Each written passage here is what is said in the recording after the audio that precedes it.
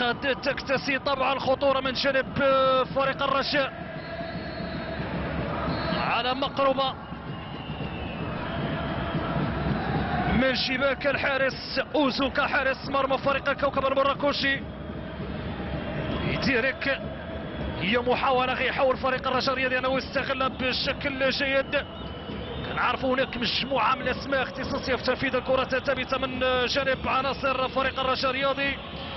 هل بالفعل سيكون هو التهديد الاول من جانب فريق الرجاء الرياضي باعتبار انه كانت اخطر محاولة لفائدة صلاح الدين العقاد من جانب الكوكب المراكش. نتابعوا عملية ديال التنفيذ.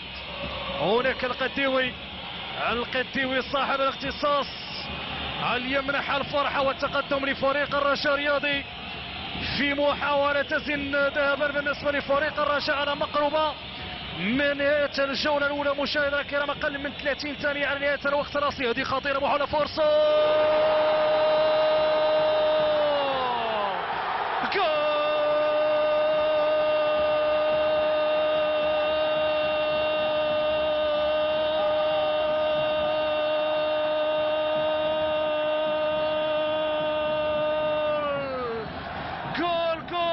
لفائدة فريق الرجاء الرياضي. يوسف القدوي يسمونه فالرجاء فكاك نحايل يتمكن من فك شفرة دفاع فريق اكيد الكوكب المراكشي ويسجل الهدف الاول لفائدة فريق الرجاء الرياضي. يتابعه على طريقة اللاعبين الكبار يوسف القدوي ياسم الحارس اوزوكا ويتمكن من تسجيل الهدف الاول لفائدة فريق الرجاء الرياضي.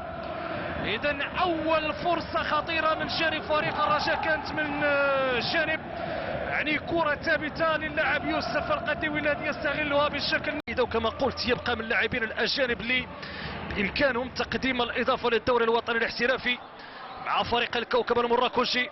مشات كرة أمامية من جانب الرجاء الرياضي لفائدة الإمام بيدي. البحث عن التسديدات جول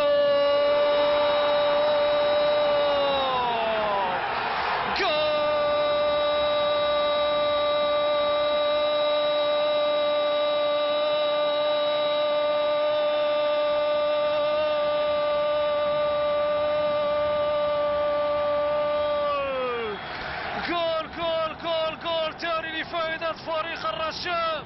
هدف عالمي هنا في المدينة العالمية والمدينة التي سجلت العالمية لفريق الرجاء أمام فريق بايرن ميونخ الألماني.